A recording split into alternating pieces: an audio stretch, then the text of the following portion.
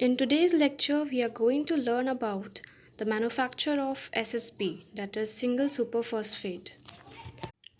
SSP is the oldest chemical fertilizer manufactured in India with multi-nutrients as it contains P2O5, calcium and sulfur.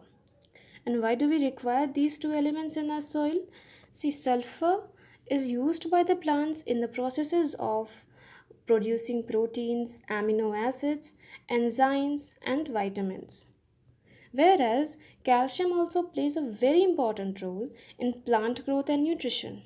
But the primary role of calcium in soil amendment, that is, calcium helps to maintain the chemical balance in the soil, that is, improve the acidity and both basicity. It reduces soil salinity and improves water penetration. It also neutralizes the cell acids. Now, what are the raw materials? The raw materials are only two, that is, sulfuric acid and phosphate rocks. And the phosphate rocks must contain 30 to 35% P2O5. Alright, so this was all about the chemical properties of SSP and raw materials. Now let us move to the chemical reactions. Now these are the chemical reactions involved. The first one is acidulation reaction. As the name suggests, the acid reacts with the phosphate rock and gives superphosphate. In the superphosphate, in the formula, we can see calcium, phosphorus and sulfur. These three elements we need in our fertilizer. And it also gives us HF as a byproduct. Okay. The second one is SiO2 impurity removal, that is silica impurity removal. Now we do not want silica in our fields, right? We just require a fertilizer which will enhance the growth of our plants. We do not require anything which will decrease the fertility of the soil. So in the fertilizer, if silica is present, we have to remove it anyhow. And how is it removed? The silica which is formed is reacted with HF and it gives SiF4 plus the ejection of water, and this SiF4 again reacts with water to give us silica, and then silica is finally removed with the help of NaCl. So this is how our SiO2 is removed. So these were the chemical reactions and we ought to understand them, because if we don't understand, the flow sheet will become very difficult to understand. Now let us switch to the flow sheet. In the flow sheet, you can see that the phosphate rocks are crushed with the help of this crusher. This is a symbol of the jaw crusher. Large phosphate rocks are reduced to a size, but not the size is not yet reduced that they can directly react with the acid. We need more fine size of the rock particles. Therefore, the product is taken to a ring roll mill. Here, a hammer mill can also be used. Now, they are not directly taken to the feeder plate. Why? You must be wondering. See, large rock materials which are crushed in the ring roll mill may contain dust particles. These dust particles can reduce the efficiency of the reaction further. Therefore, we want to get rid of them. Then they are taken to a cyclone separator. The powdered mixture is taken to a cyclone separator where we get rid of the fine dust particles. Then from the cyclone separator we get pure phosphate rock powder, and here 60% H2SO4 is also added to the feeder plate. From the feeder plate, the mixture is taken to a continuous blender. Continuous blender has cast iron shaft present over here. Blades are present of cast which are made up of cast iron, and they finally blend the mixture in order to make the reaction happen. Okay, phosphate rock powder and 60% H2SO4, which is not very concentrated, are finally mixed in the continuous blender. The speed of the blender is about 0.2 to 0.5 meter per minute, and here we need to keep in mind the length of the continuous blender, which is 12 to 15 meter. And accordingly, if we increase or decrease the size of the continuous blender, the speed of the continuous blender also gets affected. So that we need to keep in mind, that what is the speed and what is the length of the continuous blender we are using. Now from the continuous blender where the reaction occurs, we get a porous crumbly material, and then the porous crumbly material is fed to a rotary granulator. This is your rotary granulator. Now here the particle, the aqueous solution of SSP is converted into fine granules. You can see that H2O, that is water, is also sprayed from the top in the rotary granulator. Water is sprayed from the top on the tumbling solids to form the free falling flowing granules. Okay, that is why water is added from the top. From the rotary granulator, the product is taken to a dryer. I forgot to mention the rotary dryer over here. This is your rotary dryer, and hot air is also passing through this dryer.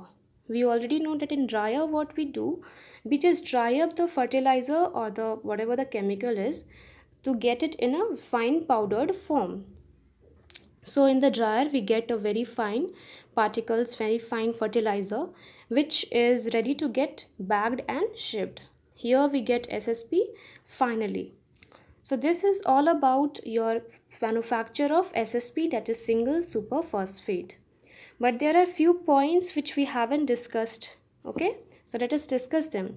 The first thing which we haven't discussed is this electrostatic precipitator. While I was explaining the chemical reaction, I also told that silica is removed, and we also want to remove HF and SiF4, which are the byproduct of the reaction. Okay, so they are taken to a electrostatic precipitator. From here the fluorine is recovered, CO2 gas is removed, and H2O gas, H2O, that is water, is sprayed in the electrostatic precipitator in order to remove the unwanted gases. So this is what electrostatic precipitator does. In the while I was discussing the continuous blender, you can see that there are two arrows, right? One arrow goes to a rotary granulator and the other one goes to this particular vessel, this particular reactor, I shouldn't say. This is a kind of vessel which is also known as den or silo. Now in older times this was used, now it is not often used. In older times what happened, the whatever mixture product we are getting over here, it was kept in this vessel for about 24 hours. So in order to ensure that the chemical reaction is complete, we kept this mixture in the den or silo for over 24 hours, and again from here itself it was taken to the granulator. Okay, so this was your den or silo. Now the other thing which you are noticing is this particular cyclone separator. See, in the dryer, if there is a possibility that the granules are not finally dried or they are not finally granulated, then they are sent to the cyclone separator. From the cyclone separator, the particles are separated from the smaller granules or smaller dust particles, and then this is taken to the granulator where they are finally granulated and then taken to the dryer again so as to get dried up. Moreover, there is a provision in the flow sheet that wherever we require the formation of ammonium sulfate, sulfuric acid can also be added in the excess amount. Similarly, in the rotary granulator also, NH3 can be added if ammonium sulfate is required. So this was all about the manufacturing process of SSP. And let us now quickly revise the process. First of all, what are the raw materials? The raw material is phosphate rock and sulfuric acid. Phosphate rock is first crushed, then it is ground to 100 mesh size. We do not use this powdered phosphate rock we do not react directly with the sulfuric acid because we want to get rid of dust particles. In order to get rid of the dust particles, it is sent to a cyclone separator.